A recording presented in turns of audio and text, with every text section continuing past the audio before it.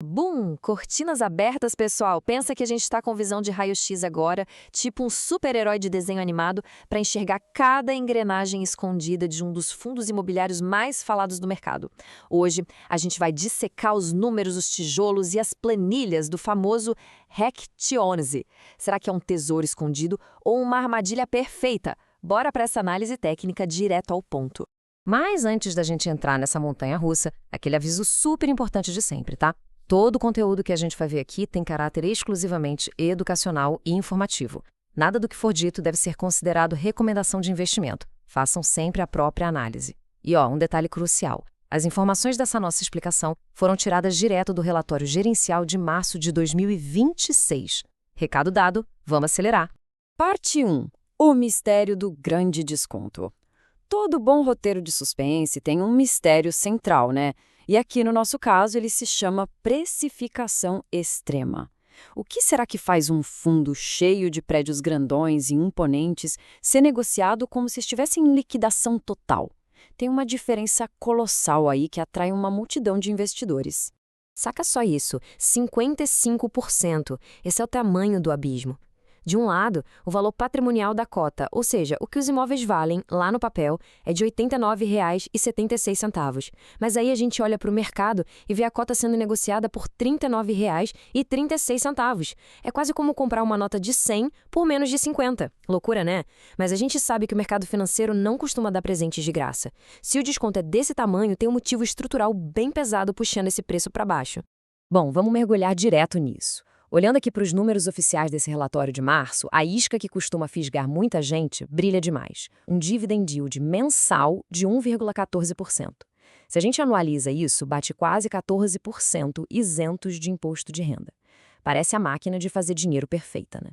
Prédios corporativos pagando um aluguel fortíssimo todo santo mês, enquanto a cota está lá embaixo. Mas para saber se isso é real ou só uma miragem, a gente precisa levantar o capô e ver o que tem lá dentro. Isso nos leva à parte 2, por dentro dos ativos. Deixando os números da cota um pouquinho de lado agora, bora dar uma volta no mundo real e ver exatamente o que tem dentro da carteira do REC 11. A fachada exterior, sem dúvidas, é impressionante. Muito concreto, vidro espelhado e localização cobiçada. É uma divisão que impressiona qualquer analista imobiliário. O fundo tem 7 edifícios corporativos de altíssima qualidade técnica. Dá uma olhada. 24% dos ativos são AAA, que é o padrão ouro do mercado. 64% são AA e o resto é padrão A. Ou seja, 88% do portfólio está na elite absoluta das lajes corporativas. Não tem prédio velho caindo aos pedaços aqui não, viu? São ativos incríveis que muita gente adoraria ter na carteira. E isso mostra bem aquela história de renda forte que a gente comentou. Pega o Barra da Tijuca Corporate, lá no Rio de Janeiro, por exemplo. Ele é a verdadeira joia da coroa. Foi comprado com cap rate espetacular de 13,45% e abriga inquilinos gigantes como a Vivo e a Áfia. E se a gente olhar para a taxa de ocupação total do fundo, ela está beirando os 92%. O aluguel existe, o dinheiro pinga na conta e os ativos são incríveis. Se a nossa análise parasse aqui, ia ser o melhor dos mundos. Mas o roteiro dá uma virada dramática agora. Parte 3, o elefante na sala. As dívidas. Imagina que a música de fundo agora ficou super tensa. Todo aquele brilho dos ativos AAA tem uma sombra gigante pesando sobre eles. Não dá para entender esse fundo sem olhar de frente para a engrenagem que está esmagando o valor de mercado dele e assustando tanta gente. A alavancagem. É uma verdadeira batalha de titãs. De um lado, a gente tem a renda forte, que vem daqueles lajões super bem localizados, mas do outro lado tem uma nuvem muito negra, que é a dívida cara. E não é qualquer dívida, tá? É um passivo super tóxico atrelado ao IPCA, mais uns juros absurdos que variam de 6% a mais de 8% ao ano. Manter uma estrutura agressiva dessa, num cenário com inflação e juros pipocando, é deixar a corda esticada até o limite absoluto.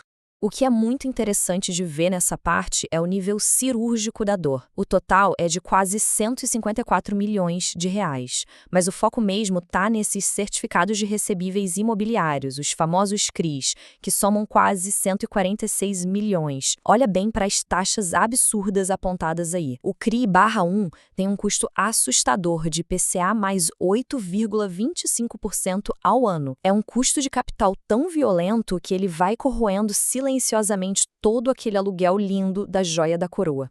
Só que ainda tem uma pegadinha estrutural nisso tudo.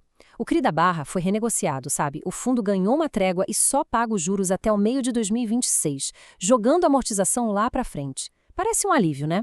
Pois é, mas o CRI Evolution é que é a verdadeira bomba relógio de cavio curto. Ele funciona na tabela Price. Isso exige uma saída de caixa brutal do fundo. Nada menos que 5,5 milhões de reais por ano só para amortizar o principal. E esse dinheiro não cai do céu. Só a renda dos aluguéis não dá conta de pagar os dividendos e ainda cobrir essa parcela pesada. É um funil financeiro que sufoca tudo. Parte 4. Cenários e desalavancagem. Com água já batendo no pescoço da tesouraria do fundo, ficar parado não é uma opção. Não fazer nada significa o colapso do caixa. Eles precisam de um plano de fuga, de uma engenharia financeira para desarmar essa dívida antes que ela engula o patrimônio inteiro. Vamos avançar e ver como isso pode ser resolvido passo a passo nas pranchetas de quem gere esse quebra-cabeça. Para sobreviver, as válvulas de escape são bem dolorosas. Passo 1, vender imóveis para fazer caixa e pagar a dívida. Passo 2, emitir novas cotas no mercado para captar dinheiro novo. E o passo 3, cortar drasticamente aquele yield de 1,14% para usar a renda no pagamento dos credores. Nenhuma dessas opções é mágica. Todas cobram um pedágio altíssimo. E é exatamente aqui que aquele descontão de 55% faz todo sentido. O mercado não é bobo. Ele já colocou o preço dessas consequências na cota de hoje. Se o fundo for vender imóvel hoje no mercado de lajes corporativas que ainda está bem desafiador em São Paulo e no Rio, vai ter que dar muito desconto, destruindo o valor patrimonial. Se tentar emitir cota a R$ 39,00, a diluição de quem já é cotista vai para as nuvens. O risco para executar esse plano de salvamento é monumental, um verdadeiro campo minado financeiro. Parte 5. Veredito. Risco versus retorno. Com as cartas na mesa, chegamos à hora da verdade. Aqui não tem espaço para torcida, tem que ser pragmático. Como colocar na balança prédios incríveis de um lado contra dívidas predatórias do outro? Então, o ponto crucial da nossa análise é esse confronto final. Do lado positivo da tabela, a gente tem um yield atual lá no alto, prédios com uma qualidade inquestionável no topo da pirâmide e uma renda que continua resiliente graças a excelentes inquilinos. Agora, do lado sombrio, a gente tem a âncora, uma dívida caríssima exigindo caixa todo ano, a ameaça de vendas forçadas ou de diluição brutal e um risco de vacância que ainda é perigoso em algumas regiões. É um cabo de guerra épico. A conclusão, sem ilusões, é cristalina. Quem olha para esse cenário precisa entender muito bem que não se trata de um porto seguro para dormir tranquilo à noite, de jeito nenhum. É um case puro e cru de reestruturação profunda. É uma aposta pesada numa desalavancagem muito complexa. É basicamente esperar pelo momento em que o valor escondido sob os escombros dessa dívida finalmente consiga aparecer. O risco é altíssimo, claro, mas caso o plano dê certo e seja executado com perfeição, o retorno potencial é do mesmo tamanho. A grande provocação que fica reverberando depois da gente revirar essas entranhas do relatório de março de 2026 é essa. Quando o carrinho da montanha-russa começa a subir e a gente já sabe que a descida da desalavancagem vai ser radical e cheia de solavancos, a única pergunta que importa antes da largada é: existe estômago financeiro para aguentar a adrenalina de uma jogada tão extrema? A mesa está posta, os números não mentem e o próximo movimento pertence a quem analisa. É isso, a nossa explicação técnica vai ficando por aqui. Até a próxima!